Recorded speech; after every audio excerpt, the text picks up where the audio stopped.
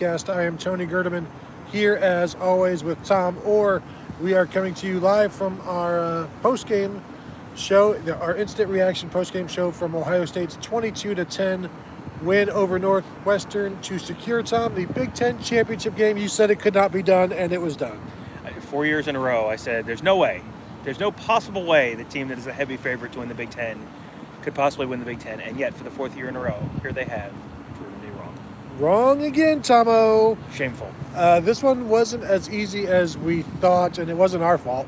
There's lots of reasons for why it wasn't as easy. The Buckeyes had some players missing. This was Justin Fields' by far worst game as a Buckeye for a number of reasons, and we'll get into that in a bit. The defense was shaky early on, but they stepped up those first 10 points in the first half, and then nothing after that. But, Tom, this was Trey Sermon's show. He came into the game with, I think, 344 yards rushing. Today he rushed for an Ohio State record, 331 yards. Now, Tom, am I wrong in thinking that Ryan Day should not have allowed a one-year carpetbagging player to break Eddie George's record? He did everything he could to keep Trey Sermon from breaking Eddie George's record. The two people in that stadium who did the most to keep Trey Sermon from running for 500 yards today were Ryan Day and Kevin Wilson. This is just this absolutely mystifying game where I almost don't even know where to begin. It's like that was maybe the single most dominant individual performance I've ever seen an Ohio State player have in person. It was maybe the most mind-boggling play calling I've ever seen in my life. You had guys like really stepping up. Justin Hilliard played an incredible game. Awesome. There's all sorts of playoff implications. We could go 3 hours. We need to start driving to Columbus at some point, so we can't go 3 hours. But if we had time, we could go 3 hours tonight. The amazing thing about Trey Sermon is, he started slowly this season. Ryan Day and the postgame said, we were starting to wonder about him a little bit as well. Like, what's missing? Why isn't he maybe as explosive as we thought? Then in Michigan State, he does really, really well. In this game, he had, I think, 60 yards rushing in the first half on maybe 7 carries. Yeah, it was 7 carries, 7 for 60. And you're like, gosh, I'm sure everybody watching and listening were saying, maybe run the ball. And they had, Teague had 2 for 23, and then he got dinged up in the first half, and Sermon was 7 for 60. So those two alone were not being stopped. And yet, as you said, some mind-numbing, mind-blowing play calling from Ryan Day. Day said after the game, though, he's always going to be aggressive, and that's fine. But sometimes when the aggression has a bum thumb or things aren't working, or you're missing Chris Olave, and I definitely think he was missing Chris Olave. It just sometimes he couldn't get out of his own way in terms of just go with what works. I imagine this is a 2013 Ohio State team where Urban Meyer's just Braxton and Carlos Hyde just running for 400 yards and never giving that up. Yeah, and I thought Day's framing that as being aggressive was interesting, because you don't have to pass the ball to be aggressive. You can just pound the ball at them and pound the ball at them and pound the ball at them and be aggressive with that if you're doing it at tempo. If they're not stopping you and you just keep beating them with the same thing, that's fine. That's not a that's not a lack of aggression. If you're running the ball fine, if you're running the ball well, if you're running the ball for 9, 11 yards per carry, like, you can be aggressive running the ball. Where he was not aggressive at all, like mind-blowingly not aggressive, was just kept kicking field goals, just kept getting down in the red zone and kept kicking field goals. And it was like, I don't know that the lesson of the 2019 Fiesta Bowl has sunk in for him, that this is not the time of year you win games with field goals. Like, if it's 4th and 15, kick a field goal, that's fine. If it's 4th and 5, like, it's touchdown season. You gotta start, like, that's where you have to be aggressive. And there were a bunch of drives where, even in the second half, Sermon would be going, move the ball down into the red zone. Northwestern would tackle him once for a 2-yard loss and first down. It was like, okay, well, that's not working anymore. It's like, okay, okay. income, 2-yard loss in the first play, some kind of a short pass on second down, incomplete pass on third down, kick a field goal. Like, throwing the ball there that's not what being aggressive means. No, and we talked about it before the game. One of the ways that Northwestern could win this was Ohio State succumbing to red zone problems and kicking field goals instead of touchdowns. And if you kick enough, you're going to miss some, and that's a wasted possession. And they had a bunch of wasted possessions in that game, wasted scoring opportunities with the field goals both made and missed, the interception in the end zone.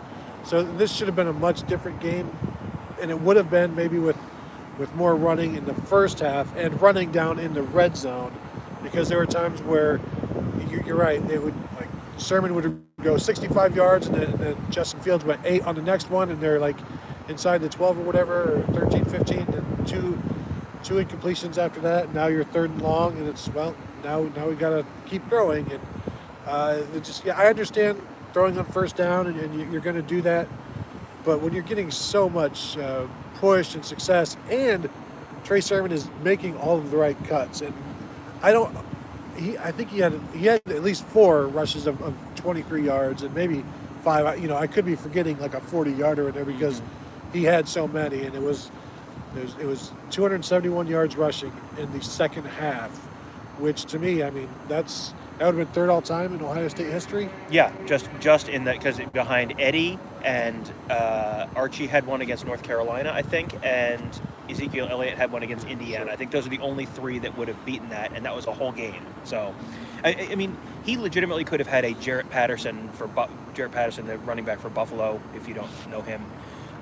He could have had like a Jarrett Patterson stat line today. 30 carries, 400 yards, 5 touchdowns. If they had run him in the first half, and then see, the thing is then if you're pounding them in the first half like that, then you're wearing them down. Then those holes get even bigger in the second half. And I mean, like I said, I think the last 2 people in that stadium to realize that they were witnessing one of the greatest individual performances in Ohio State history were Ryan Day and Kevin Wilson. Like, are you guys not seeing this? Are you listening to, like, Spreaker or something on your headsets? Like, what are people not pointing out that, hey, every time you give him the ball, he's going like 10 yards, and it's going in the right direction. Like, that's a good thing. You should keep doing that thing until they show they can stop it. He made Northwestern's defense look like it was junior varsity level on NCAA football. I mean, he was just making all of the proper cuts, reads, running through people, barely breaking tackles. That last run that put him over the 314 yards, where he's stumbling and still maintaining his balance. It's not fair to say this is the Trey Sermon we've all expected. Nobody expected this, but everything we've seen here is stuff that we expected at some point, not all in one game, but the body of work. This is what we expected from Trey Sermon, and so it was really good to see that. He was obviously named the MVP. I don't know if anybody didn't vote for him other than the people who just, I'm going to throw Justin Hilliard to vote because that's who I am, and he's deserving. Yeah. But when somebody sets a school record, you got to recognize that. And in terms of greatest individual performances you've seen live, I don't know. I mean, I was in the stadium for Eddie George's 314 yards, so that's always going to be special to me. That's my sophomore year. And Illinois talked a lot of crap before the game, and the Northwestern didn't. So there's that. But just what he did in the second half is amazing.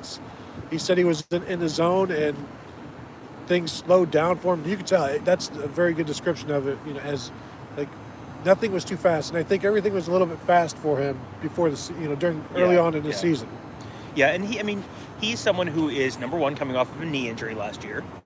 So, there's a little bit of a ramp-up period. It's not, you don't just go from, okay, I'm hurt. Okay, and now the next day, everything's great. It's just like, you're getting better, you're getting stronger, you're rehabbing it more. And he's been fine since the beginning of the season, but he looks like a different back now than he did at the beginning of the season. I think that's partly the knee. I think that's also partly just, okay, now the offensive line is back. I tweeted out a picture of the offensive line, all 5 of those offensive line starters before the game, and said, oh man, this has to make Ohio State fans awful happy, because there they are again. There's no 4 guys in a different spot than last week. and then, so you get the line back. The line was opening up big holes, and I think Sermon is he's now getting the offense. He's understanding where the cutback lanes are supposed to be. He's used to the blocking in front of him. It's all of it. It's the knee, it's the scheme, it's just the comfort level, and it was just like this was, you asked him the question, what is that like when you hear about baseball players talking about being at the plate when they're in the zone, and it's like the ball looks like a beach ball coming in, and he just said like it slows down. You hear guys talking about it all the time, but like it's just it's like the Matrix where it's just like Keanu Reeves just goes, I know kung fu, and just makes the bullet stop. That was Trey Sermon just like making the Northwestern defenders stop. It was I don't know what other way to say it. It was one of the most incredible individual performances I've ever seen from an Ohio State football. And Mark will have the video up at BuckeyeScoop.com here shortly. Just go check out the Trey Sermon interview and watch him when he talks about it, because he's like, it slows down and you see everything, and it's just interesting. I mean, who hasn't been in a situation like that where you can just see things coming, your sixth and seventh senses are kicking in. It's like the time I was at Kroger and I was way across the parking lot and I had the cart and I'm like just boom, it's going right in, just like pushed it from like 30 feet away right into the back of the cart in front of it. It's like, man, that's good. This is look at me. I am man. I am the king of all that I see. Well, and then if another man sees you, like, they will recognize that. They'll be like, sir, I doff my cap to you. That was impressive. Because you recognize greatness when you see it. Exactly. Game recognized game, as they say. Perfect. Yeah. Cart don't lie. Cart don't as they say. As we say. In terms of Master Teague, Ryan Day said that he's going to get checked out. I think somebody said he got hit, maybe hit on the head. Hit in the head, yeah. So, I mean, he was. I looked. I was down there. I was shooting photos today. Tony was up in the box. I made a point to look for him towards the end of the game. He like waved to his parents and kind of gave him a thumbs up. So I think he's, I think he's okay. I don't think that, Maybe he thinks he's Fonzie. Hey, 2 carries, 23 yards, 11.5 yards per carry. Hey. Yeah, I mean that is a great stat line. And I mean, before we get off the running back position, number 3 guy out there, Mayan Williams, meatball, true freshman, who I think a lot of people looked at as like, well, they're just taking a leftover from Iowa State because they couldn't get the guy they wanted, and they're in the red zone. And who goes in when Trey Sermon is presumably needed a rest? I don't know exactly, but I assumed he just needed a rest. There's Mayan Williams going in and running hard, running well. Like, okay, they may have another good one there. He is. We get to see just little glimpses, and what little glimpses we see, it's always entertaining because he is, as you said, meatball, but he can get to the corner somehow. Yeah. And he's patient, and he is hard to tackle, and he has a second move and a third move, and I mean we can talk about it in the offseason. Yeah. But this group of running backs next year is going to be interesting and well varied, and a bunch of different skill sets that they'll bring to the Buckeyes. Justin Fields, let's spend some time on that, because as I said, this was his worst game, and said he sprained his thumb, can't move it right now, doesn't sound great, but he expects he'll be fine. They'll ice it and he'll be fine in a couple of days. They've got a lot of time until their next game. Ryan Day said they'll continue to monitor it, but Fields did say, I don't want to blame this game on my thumb, and we don't know exactly when it happened because he was kind of unclear on that. Yeah. But it certainly wasn't immediate, and almost from the outset, he was. That first drive was okay. I mean, it was a long, sustained, hard drive, which at that point you're like, should it be this difficult? Well, that was. I mean, how many plays was that first drive? It was like 15 or 16. It was like 15 or 16 plays. 61 for yards. 61 yards. Now, or 51. They scored a touchdown. It got called back on a holding call. You wonder how different the game is if that's a 10-play touchdown drive to start the game, and then you've sort of set the tone. As soon as you kick a field goal there, Northwestern has won that possession. They have gotten you off the field. It took 8 minutes off the clock. So it's there's 6 minutes left in the first quarter. Northwestern is just getting the ball for the first time, and it's only 3-0. And it's like all Northwestern's trying to do is just keep the game close as the game, stay close as long as they can. That's a win for Northwestern if they get Ohio State off the field with 3 points. I bet they're high-fiving in the press box. the coaches. The coaches box. I was going to say all the Medill grads up in the press box. No, yeah, and I think for sure that's a win for Northwestern to get that. And I did not have a good look. I was shooting photos, obviously, so I had a great look at Justin Fields. I did not see the flag was behind him. I think it was on Harry Miller. I did not see how glaring that call was. But. No, we didn't either because there were no replays. No, all of the televisions are just a live feed of the game.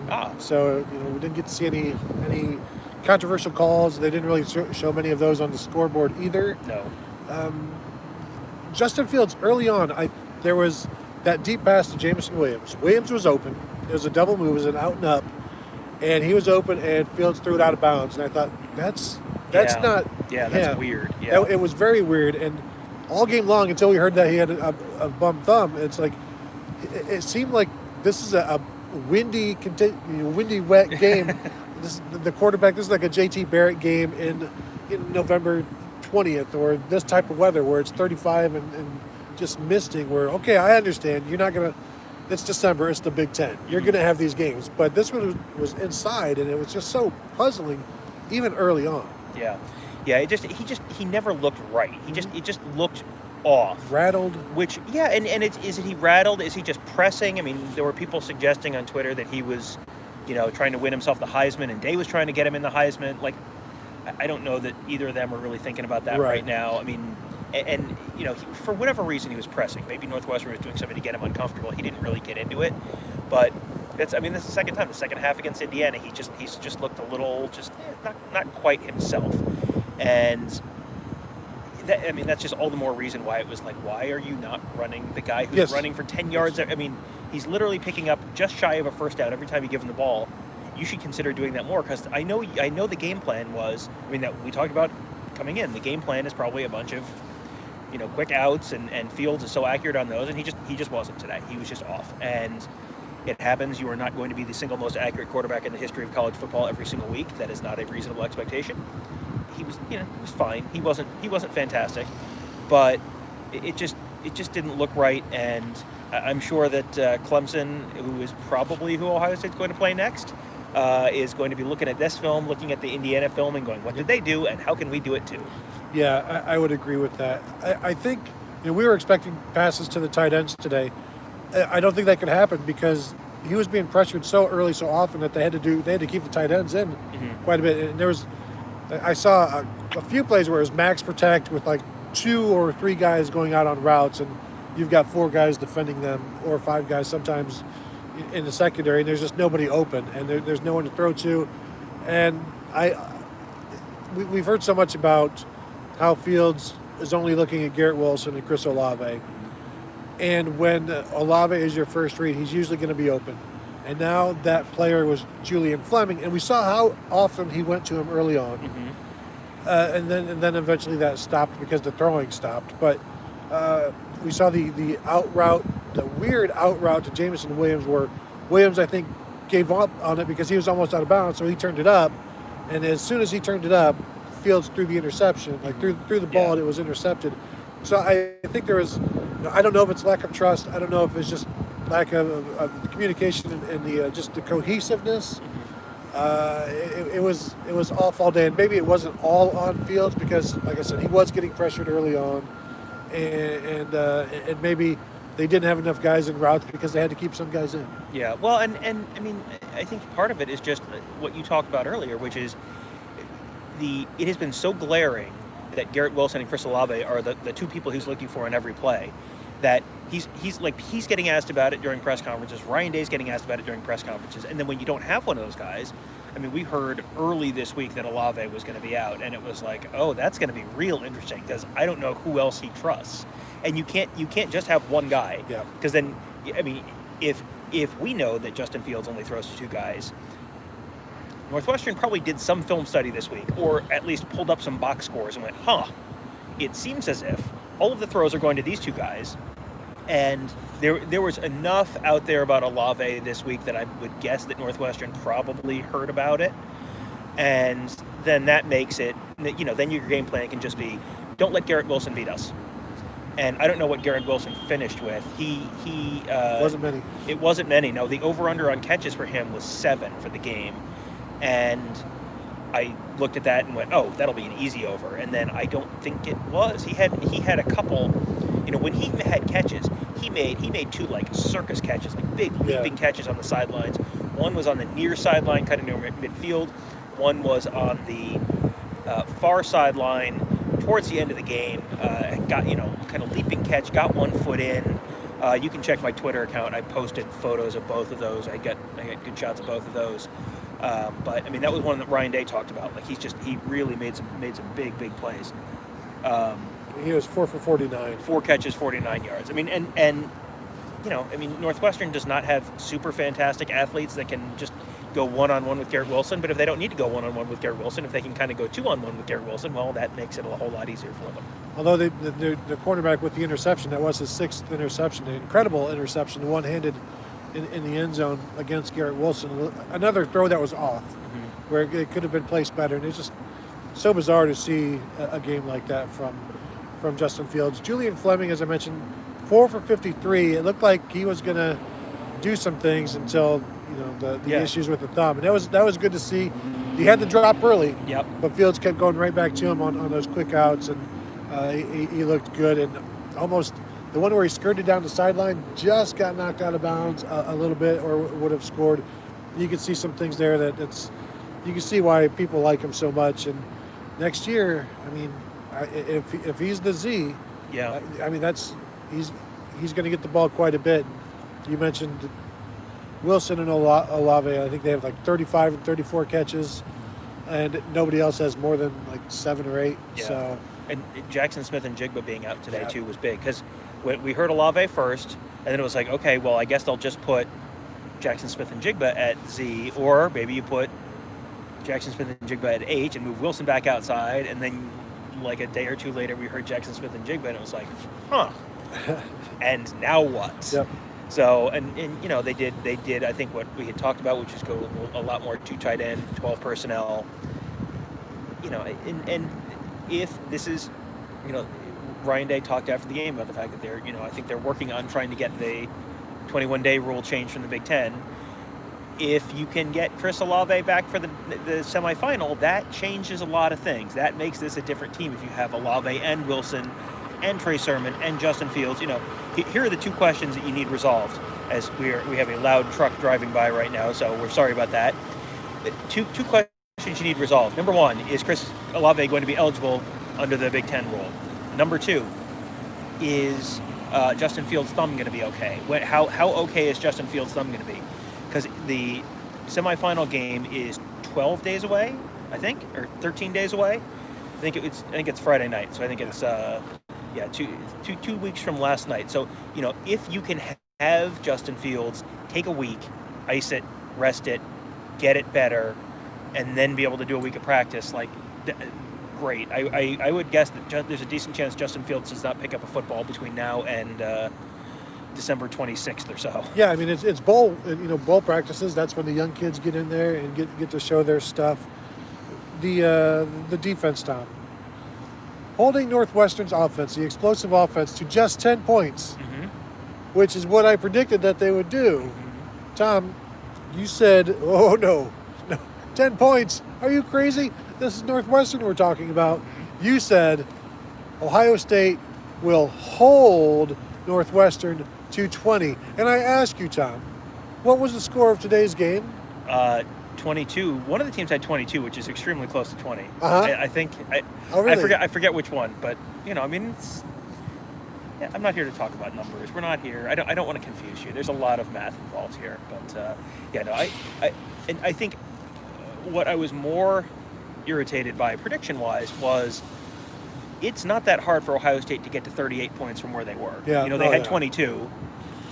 They had the ball at the 5-yard line. Trey Sermon almost ran one in at the end anyway, because that would have gotten it to 29. You kick a couple, you go for it instead of kicking field goals a couple times, and ta-da, there you are. Yeah, they kicked 4 times, had the Trey Sermon thing at the end that didn't score, and you throw an interception in the end zone. That's 6 scoring opportunities where you get 9 points. Yeah, so that's actually not nice. That's not nice. Good job, Tom. Thank you. So I think do we take the turn to the college football playoff right now? And let's do it. Let's do it. We have had a steady stream of questions coming in. We will probably scroll through those in just a little bit, but let's just run through some college football playoff stuff real quick. Last I saw, if someone can throw the updated score for the Notre Dame Clemson game in the chat, I would appreciate it.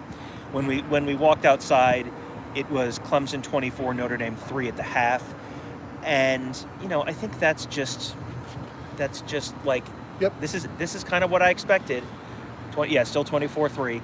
So, I mean, we talked about this before the game. Like, Notre Dame has the argument, and the argument is, we've won 10 games, and we beat Clemson. And it's like, okay, the asterisk on one of those things is 6 of the 10 teams you played are absolute garbage. And the asterisk on your best win is no Trevor Lawrence, no 3 defenders, at home, and it took overtime.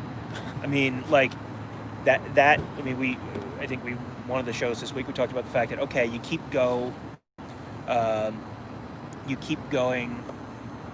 with, you keep applying some of the, some of the stuff that Clemson was missing the first time onto this game, and it's like, okay, and now Notre Dame loses by 17 points. Like, and it may be more, and you're, what I think this now has probably gotten Ohio State in comfortably. If Notre Dame's really going to lose, unless Notre Dame comes back and, loses 27-21 or something like that, at this point, Notre Dame has to be the 4 seed.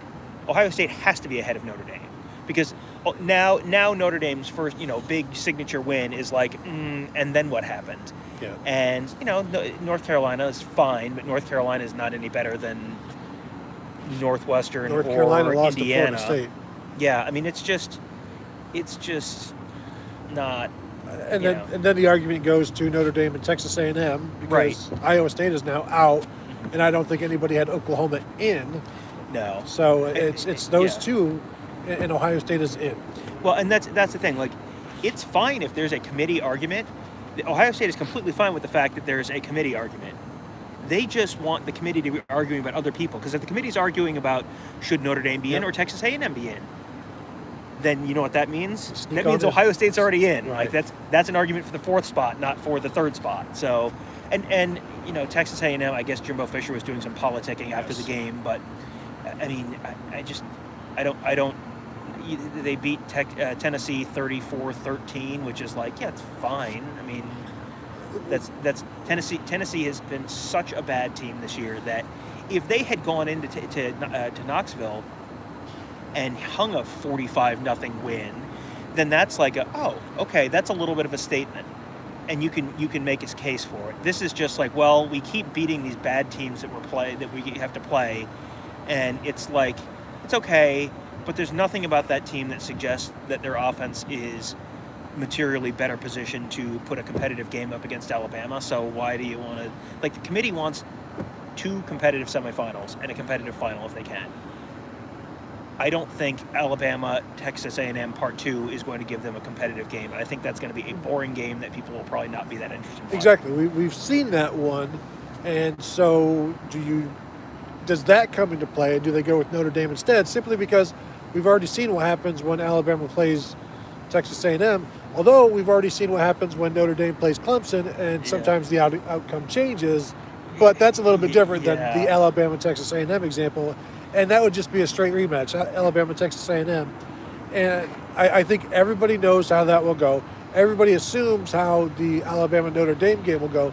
That's part of the problem this year, when there's maybe no outstanding number 4, or Alabama is just so much better than everybody else, or so much better than the number 4, whoever it will be. Yeah, I mean, this is a year where I think there are 3 good teams.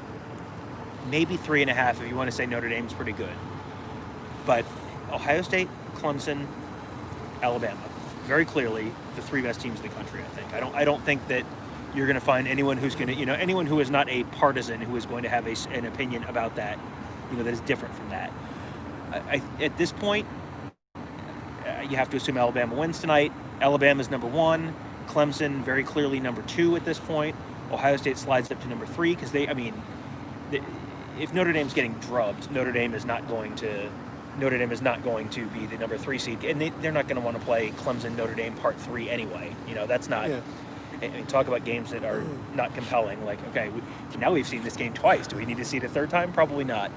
So I would say right now, if you give me Ohio State plays Clemson in the 2-3 game in the Rose Bowl, probably in Arlington, Texas, I will let you take literally every other outcome and bet you whatever you want to bet on that. What you want to take that action? No. Yeah, I think No. I think we are very likely you and I going to be getting in a car or an airplane and going to Arlington, Texas, and watching the Buckeyes and Clemson play. Yeah, I saw a report that it's imminent, so we will see. Yeah, it's got to be soon. Yeah, well, yeah, it does. It does have to be soon because, I mean, media has to book their flights and their hotels, and they have to get stuff ready for all of the teams. And I mean, these are huge. You're basically blocking off a whole hotel. You've got to get your plane set up for wherever you're going and all of that. So, yeah, I think that's a pretty. I think I would be fairly surprised if it's not Alabama, Clemson, Ohio State, Notre Dame. But if it's Alabama, Clemson, Ohio State, Texas A&M, like, yeah, okay, maybe I can buy this. Maybe they put in Oklahoma if they really, really, really feel crazy. But I think that would have probably required Oklahoma to keep running up the score on Iowa State. Yeah. Like it looked like they were going to have to. Right. I mean, at halftime, it looked like they were going to be about 48-14. And at that point, it's like, oh, man. And then the second half, Iowa State came back and ended up a 6-point game. Maybe Florida will pull off the upset tonight. Yeah, I'm not holding my breath on that. And if that does happen, then it's Clemson 1. Probably Ohio State, Florida in the 2-3 game, and Alabama in the 4, probably. I mean, or it's Ohio State, or it's Clemson, Florida in the 1-4, and Alabama, Ohio State in the 2-3. That's possible too. But I mean, I am not holding my breath on Florida beating. No. And that would be very bad news. Florida beating. I think I came into the day thinking that Florida beating Alabama might be bad news for Ohio State. With the way Notre Dame is losing, I think now that's bad news for Notre Dame, not Ohio State. Do we want to get to questions? Sure, we can get to questions. If you guys do have questions, you can throw them in the chat. I don't know how many of these we'll actually be able to get through because there have been 11 billion, but we will scroll through and at least try and hit as many as we can as quickly as possible. Vinay says tight ends were phenomenal in the run game. Yeah. I believe it. Yep, and Treebuck says tight ends were open so many times on crucial downs. There was on the 2-point conversion, Fields threw to Wilson, who was kind of the slot guy, and Luke Farrell, I think, was the outside receiver. And there was not a Northwestern defender within 10 yards of Luke Farrell, and Fields just never looked at him and threw to a covered Garrett Wilson. Yeah, I saw a couple of Jeremy Rucker going open on corner routes. There was one where Jamison Williams was the outlet in the flats, nobody around him, and he threw it to somewhere else on the other side, and Williams was just like begging, like gesturing, like, please give me the ball. And he was doing it to the sideline, and Keenan Bailey had to calm down. Dr. Cortez Smith feels like not having a crowd is taking away from the intensity of the team's performance vibe. This game was supposed to be a blowout, no doubt about it. Getting rhythm next go round. I mean, there's going to be a crowd for whatever the semifinal is. I mean, minimally, it's going to be the families, and it's probably going to be more than that, I would guess. And I mean, there was noise. There were third downs where it was like the Ohio State parents got kind of loud when Kevin Warren got up and was introduced.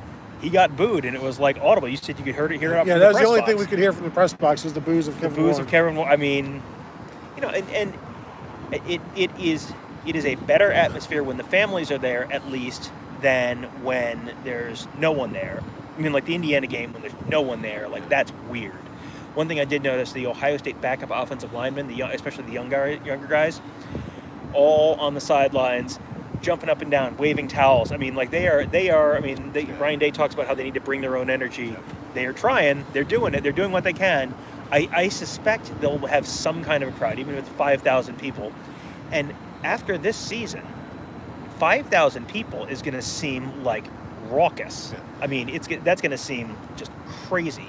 By the way, Tom, the booze of Kevin Warren, also Kevin Warren's new wine line.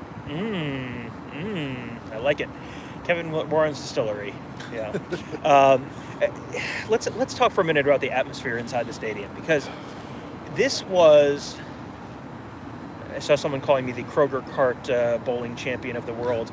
This was not a Kroger game. This was a dollar store championship game. It was just a weird vibe. The first thing I tweeted out as soon as I got in the stadium was a picture of the field and said, "Hey, there's a Colts game here tomorrow."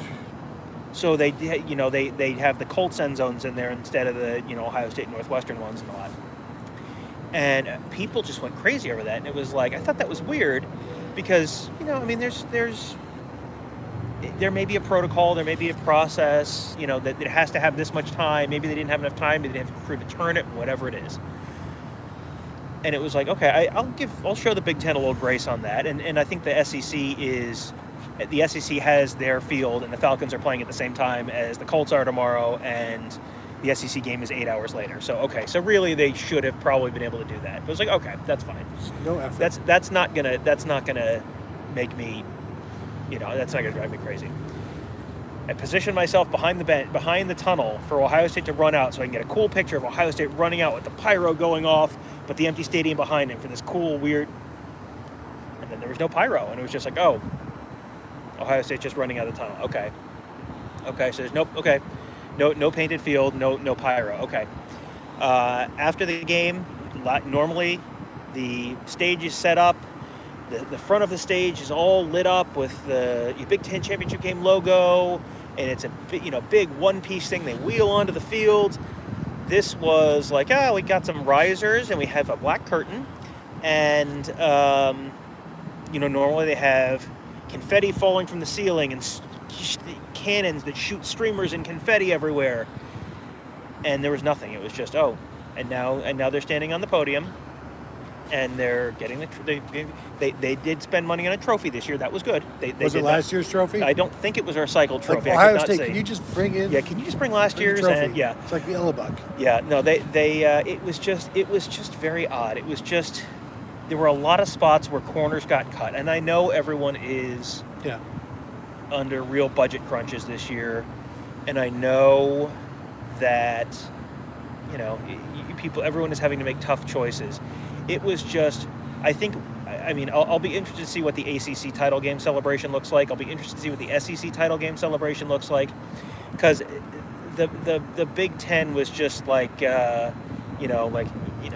was like the family dinner, and they go out to dinner, and it's like, Dad, can we get an appetizer? No.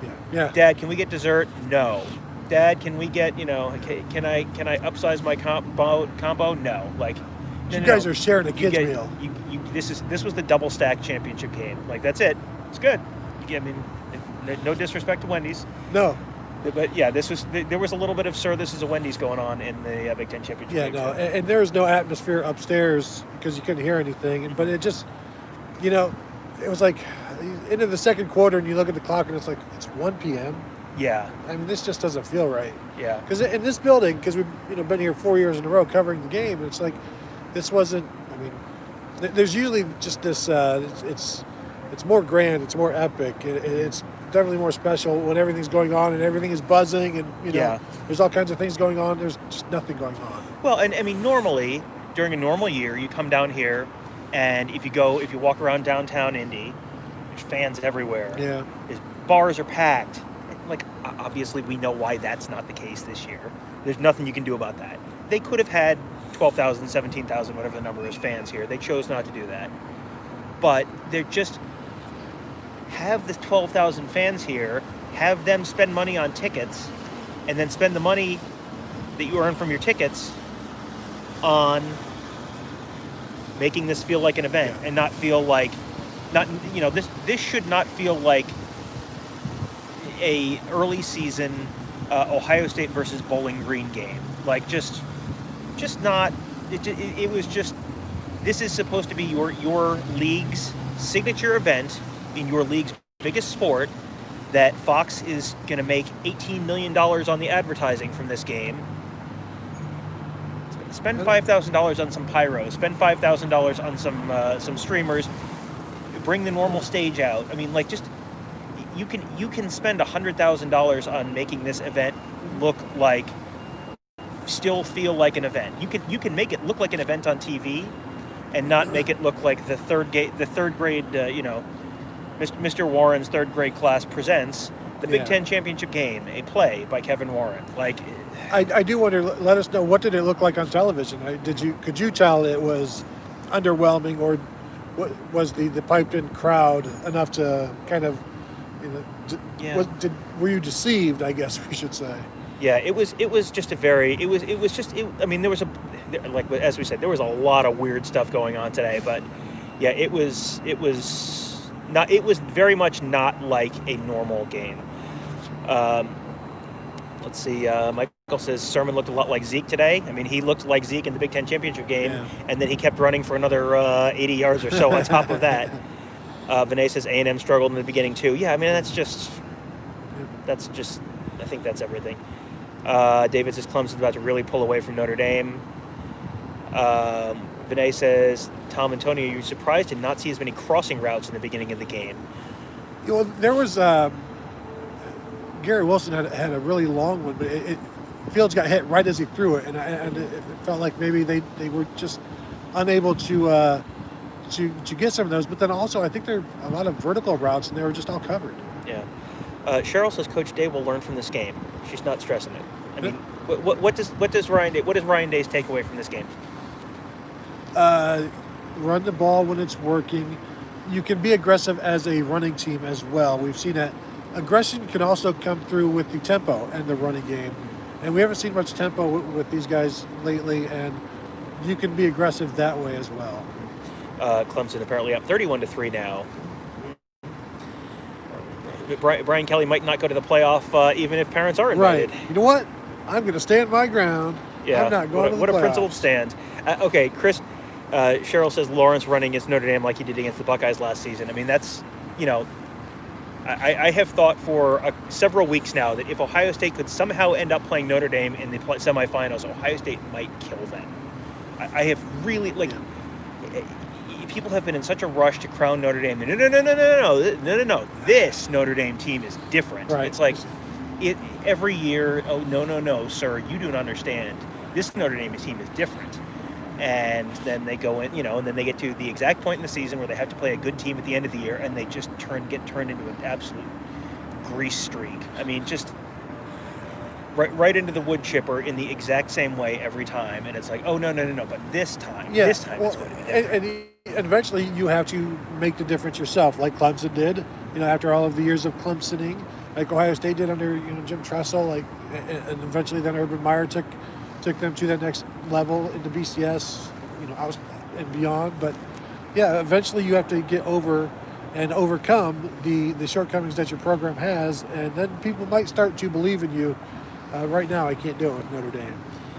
Yeah, it's let's see. People are saying it felt very underwhelming on watching on TV. It was terrible. Pac-12 looked better. Not a good look from the field. It's How dare you? Streamers. It's Pac-12. There's just. That's sad. It's supposed to look one way, and it didn't. Yeah. And there was a way, there's some stuff that was into their control and some stuff that was out of their control. Someone suggested it might have been an issue with the Colts, that the Colts couldn't do it. I suspect, you take all the stuff together, with the issue with the Colts being why the field was the way it was. Again, I was more than willing to show the Big Ten some grace on that when the day started. You look at all the other stuff, the no pyro, the no streamers, the no stage. It's like, okay, so what that probably meant was the issue, if the SEC can turn it, then time-wise, was not the issue. So then it's, what does it cost to turn what does it cost to turn the field at the facility overnight on short notice? You're probably, I'm guessing this is a union gig. I'm guessing that your weekend overnights, you're paying double time, triple time. It probably would have cost $15,000 or $20,000, or, I'm pulling these numbers out of nowhere, but whatever. I'm going to guess that was the issue that led them to not have the field look like it did. Felt bad because there's no confetti, because somebody's got to clean all that up. Mm-hmm. And afterwards, there were some Buckeyes who still went out onto the field to do confetti angels with no confetti. And it's like, you're taking that experience away from the players as well, because we've all seen the pictures like Duran Grant in 2014 and all of these great photos, and it's something you get to experience 4 times in your life if you're a Buckeye, and then this time gets taken away from them. Well, and this is, this is the burden of Ohio State is you have an expectation of what normally when you win a conference championship game, this is what it's like. If Northwestern had won this game, Northwestern would not have cared if they even put the stage up. Like, just hand us the trophy and that's it. Let's get out of Dodge. Ohio State, I mean, they remember what it was like last year. And, normally we're down on the field with the players. Normally, the players, I have pictures of all sorts of players. Josh Myers, Jonah Jackson, holding that football at Silver Football, kissing the football. They made an announcement, no kissing the football. And again, this is just one of these things that all of those players love that picture because that's just they're not just putting a little peck on it. They're sitting there and they're holding it because they want you to get a good picture of them kissing the football because they want that picture because this is something they're going to have over their mantle for the rest of their lives. And this is just one more of those things that's not in the Big Ten. The Big Ten did not create the pandemic, but it's just one more, probably. I haven't seen that conspiracy theory. I mean, I've seen a lot of conspiracy theories involving the Big Ten and involving the pandemic, but not the overlap there in that Venn diagram. But I mean, again, it's just one more little thing that was just a little off. But in the end, I wasn't sure what Ryan Day's mood was going to be after the game. I wondered if Ryan Day was going to be downcast, annoyed at himself. Ryan Day was as upbeat and inspired and inspiring as you ever see him, and that's just a testament to all the crap that they have had to go through to get to this point. He said he just wants this week he said he just wants the players to have something to show for all of their effort. Now they have at least one thing to show for it, and then you build on this because this was also a goal. Get to Indy. That's the rallying cry this year, and then when you get there, then good things can happen. And so we will see tomorrow about that part. Yeah, and it's I think that they got they have accomplished goal number 1 of their goals. Get to Indy. They've accomplished goal number 2. Win the Big Ten. They're going to accomplish goal number 3 tomorrow. Get into the college football playoff. All the other goals are within reach. I think that, depending on how this Clemson game goes, and obviously we are not able to watch the Clemson game right now because we're outside talking to you, but if they're really beating Notre Dame 31-3, I don't know that I think Ohio State is going to be favored in the 2-3 matchup with Clemson. Right. But that might change. And here's another thing that I think we should, before we leave how difficult this season has been, let us travel back together, friends, to the Rosemont, Illinois parking lot in August when Randy Wade, Shaun White's dad, bought a plane ticket to Illinois, flew up there and said, I'm going to have a protest at the Big Ten office. And it was just like, I don't give a crap if you think I'm crazy or not. Yeah. I'm going. Who's coming with me? And, it's real easy to, be, in like Animal House, like, let's do it. And, was it over when Kevin Warren bombed Pearl Harbor? No. And you can be the idiot who runs out by yourself. Like that's a real leap of faith. And I tweeted this tonight after the game. I took a screenshot of Dan Wolken's tweet from that day, which was, I'll just paraphrase it. It was basically like, people can do whatever they want with their time. I don't know what parents are thinking they're going to accomplish by protesting at the league office today. There you go. Ta-da! There are a whole lot of people who deserve a whole lot of credit for things this year. And the Ohio State players, the Ohio State coaches, the Ohio State families, like, they should be, everyone always says, like, oh, no, everyone is a part of the program. Everyone has had a piece of the championship. And normally it's like, yeah, kind of. This year it's like, no. Randy Wade was a key part of this. Amanda Peterson-Babb, who's the president of the Parents Association, was a key part of this. Like, all of those parents who showed up in Illinois and got laughed at. All of those parents who showed up at Ohio Stadium on what was supposed to be the first game week and gave speeches, and everyone went, what are you thinking you're going to accomplish? And now their kids are 6-0 and Big Ten champions and about to go to the college football playoff. And we'll see where it goes from here. But that's not nothing. They have accomplished quite a bit, actually. Dan Volken. Do you think the parents should get Big Ten title rings?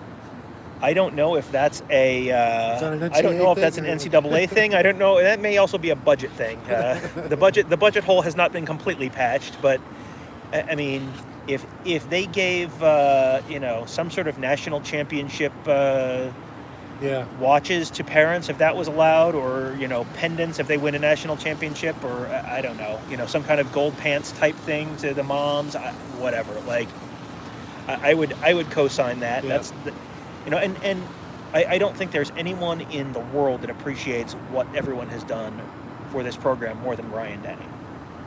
Ryan Day is like, he at one point this afternoon after the game said, like, we've talked about this a lot, but I don't think you guys understand this. Like, how much everyone has sacrificed, and I mean, people have not hugged their kid since I don't remember if it was an Ohio State player, a player from one of the Oregon players last night.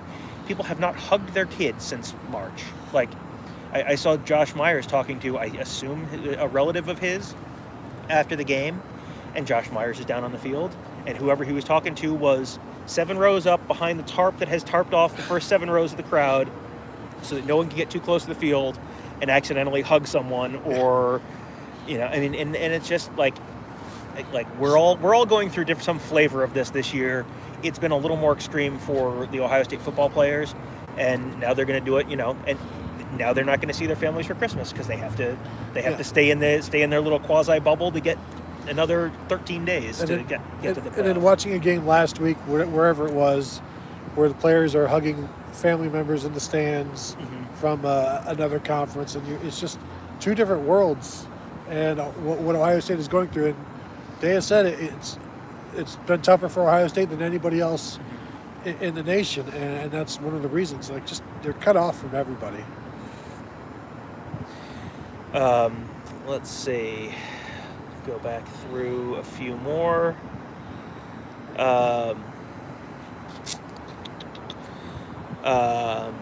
Jordan says if OSU player wins the national championship, each player's parent gets a week of being the Big Ten commissioner. I think that might be.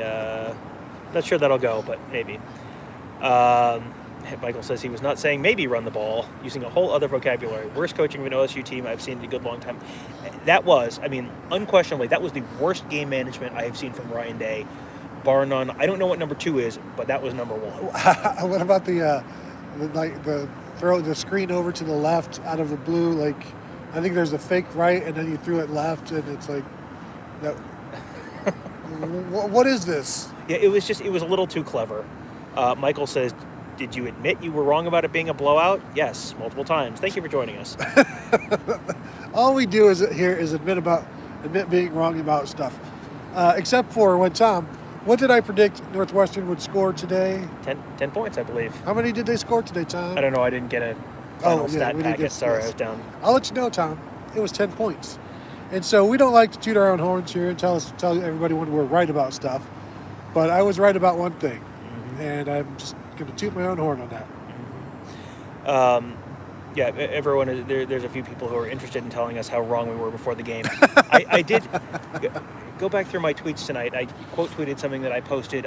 Whenever it was that Wisconsin lost to Northwestern, said this is bad for Ohio State because now this is a team. Northwestern is a team you are not going to completely annihilate. You're not going to 59-0 them, and you're not going to get credit for the fact that this is a good team that's going to hold you. That's holding you down. This is. You had them winning by 18 points. They won by 12. Yeah, I mean that's and left a touchdown on the board at the end. And could have scored a touchdown at the end. Yes, so you were still wrong. I was deeply several people, or I've seen several questions about is Dabo scared of Ohio State? I think Ohio State probably needs to beat Dabo once before Dabo has any real reason to be scared. I'm sure Dabo would much rather play Texas A&M or Notre Dame, but I don't think that's probably a big concern.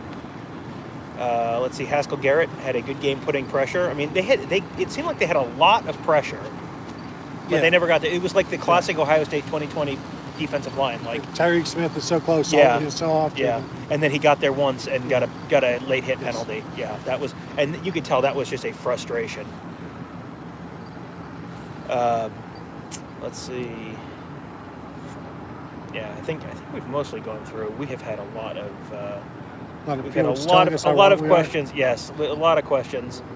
Yeah, I think we've scrolled through pretty much everything at this point. I'll go back to the end just to make sure we haven't missed anything else. But anything with, and what is your expectation? Let's have your prediction for the Big Ten championship. For the Big Ten championship. I'm sorry, for the. I like playoff. Ohio State. I'll take 22-10. What's your pick? Here, I'll give you a little bonus. Trey Sermon sets the Ohio State single-game rushing record, 325 yards. I'll go over. Over? Okay. I don't remember how many yards he had. It 331. 31. Oh, well, that was bold.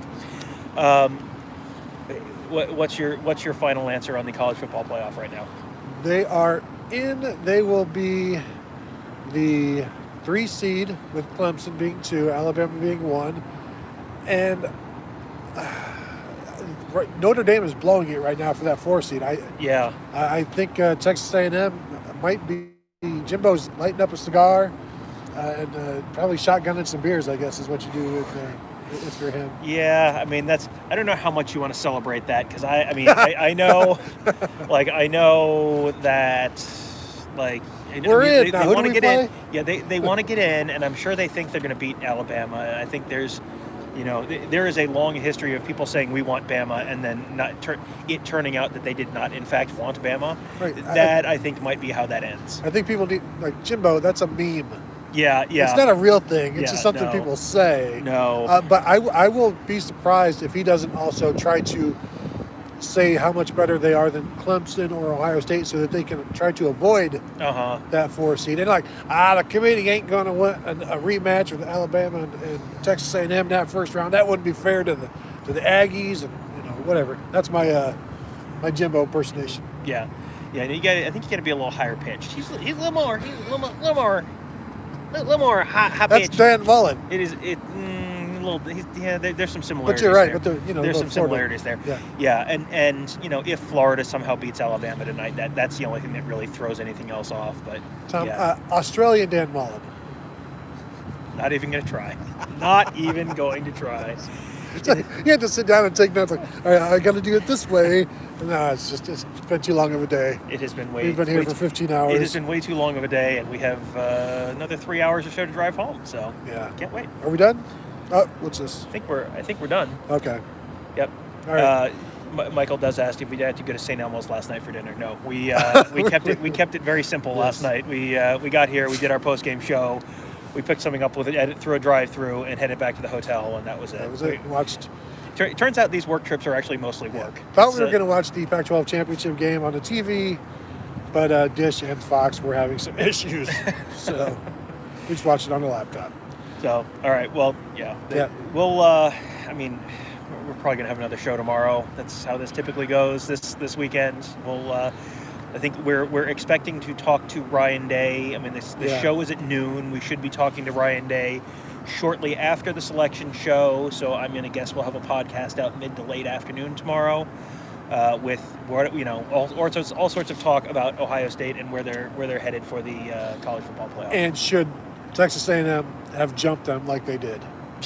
So look forward to that, because we will rant about that for sure. So thank you all for joining us. Thank you for enjoying the game today. I know you probably didn't enjoy some of it, but it was a fun afternoon. It was another Big Ten title. Next year it'll just look like 4 in a row. It's like you won't even remember how ugly it was. Yeah, I mean, and that's actually true, because they were talking on the video board or something before the game about past Big Ten title games, and I remember last year's game where Ohio State was trailing at halftime, but they were talking about the 2018 game, and Ohio State jumped out to a big lead, and then Northwestern cut it to 3 in the second half. It's like, I don't remember any of that. It's just kind of like a blur, and all you remember is they beat them by, I don't know, 15, 17 points. But I remember 59-0. Funny how that happens. That one stands out. They had the Big Noon Saturday crew on the scoreboard with like these little pre-recorded video segments about my favorite Big Ten title game memory. And Reggie Bush was like, it was last year because it's the only time I've gone. But Urban Meyer, surprisingly, was 2014 when he won 49-0 and then won the national championship. I was like, what's Urban Meyer going to pick? Yeah. The Michigan State-Iowa game? That wasn't, no, not that one, no. I mean, 2013, you got pizza.